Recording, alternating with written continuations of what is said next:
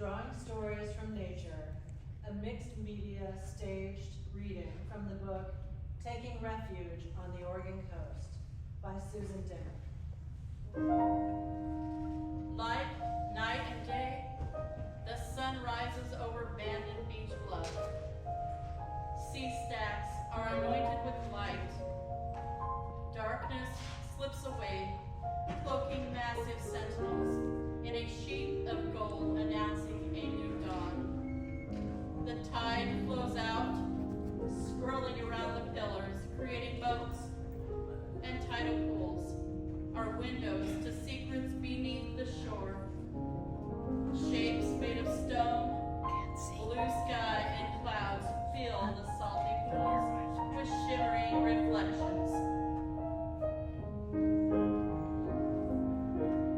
Susan Dimock is a Bandon-based photographer with a passion for photographing all things oceanic.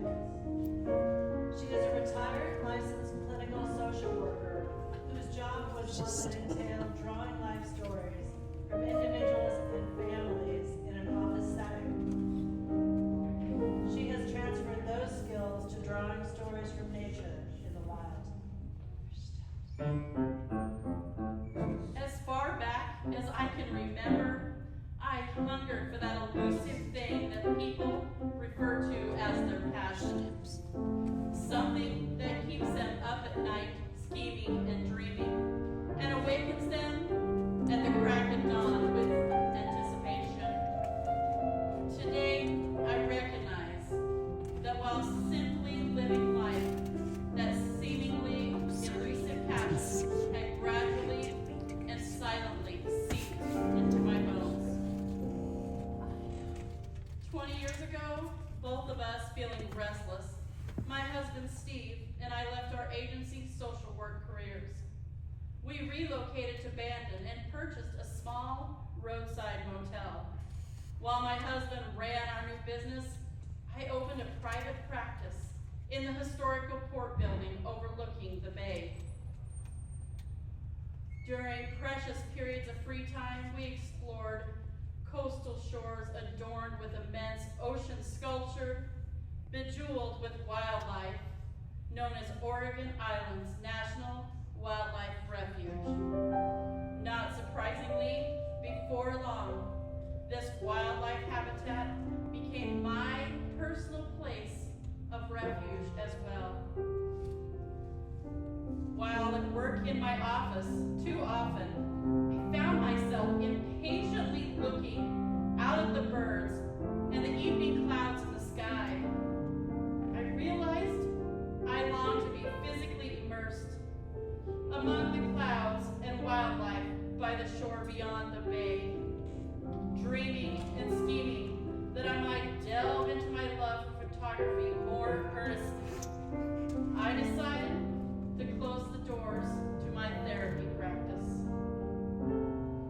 This transformative transition, at the time a frightening leap of faith, launched me into a creative stage of life that has been more fulfilling than I could have imagined.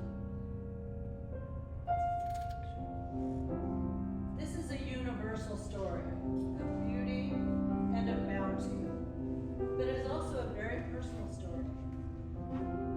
Shooting at the feet of majestic sea steps, gaudy with wildlife, has been an awakening for me.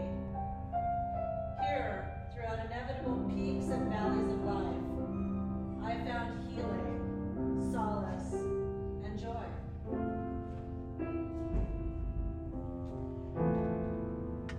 My eyes look at things differently these days. I linger for details and contemplate what I've missed all of the years before my eyes began to see. We are witness to the vulnerable. We sense an inherent sacredness beneath our feet. I wonder if this sensing goes both ways, between our land and humanity. Heartbeat by Maya Osawa. The world breathes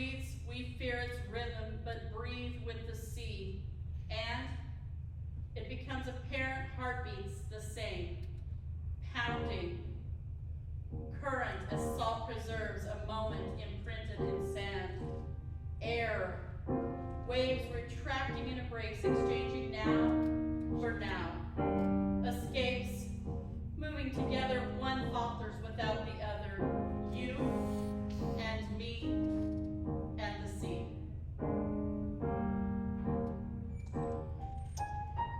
In the presence of rocks and tidal pools, sizzling with sea life, I am mesmerized by a surreal world. The simplest of sights, built of sand, carved by tide, captures my attention. These sculptures and patterns are present, but for a moment in time.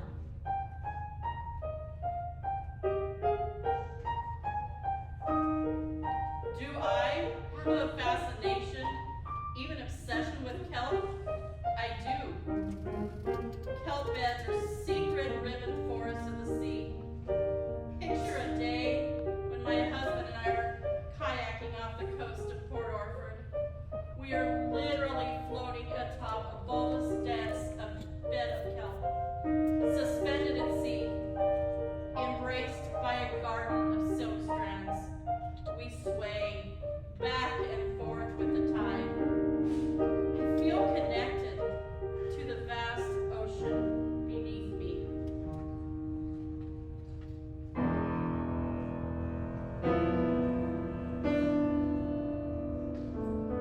I witness tides veer between extremes. I feel the pulsing pound of waves crashing with incoming king tides. And I bask in the calm when the storms subside. At the whim of the moon and the weather, life cheek to cheek with the sand and the sea is a palpable one.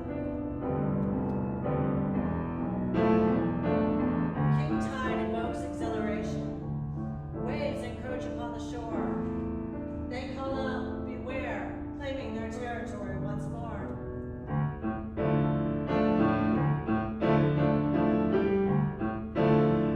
After a storm, when wind and choppy sea subside, calm makes an appearance.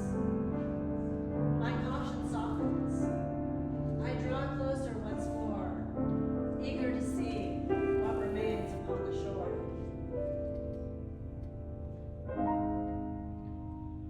There's a lightness akin to bubbles floating in the air. Sometimes I wonder if tattered feathers aren't well-worn wings of guardian angels. What could be a more miraculous combination than feathers and waves? Birds by Samara Asala. What a wonderful thing to be. Where do we fly when the trees turn brittle and the waves turn frothy? Wouldn't you like to be a bird with me, flying away from the storm where we could be free?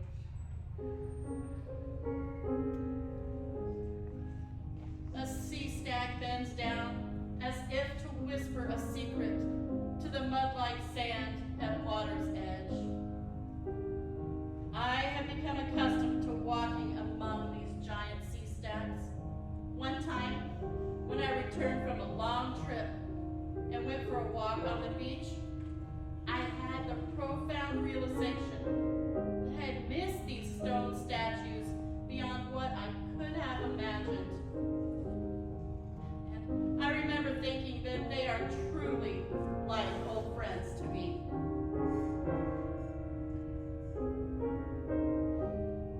I have come to understand that protected wildland is as critical for the vitality of humanity as it is for the birds, seal pups, and the sea stars of this world. This story is a reflection of my affinity for the sea, the awe, the fear, and the reverence that it evokes within me. These pages express a vision of the obvious grandeur that is inherent to this coastal region, but also of that which is vulnerable, subtle, or small, that we might all tread a bit more lightly. Even fall cocoons are guardians. between ocean and the edge of land.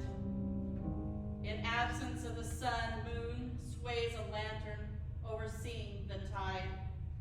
Tomorrow is a new day.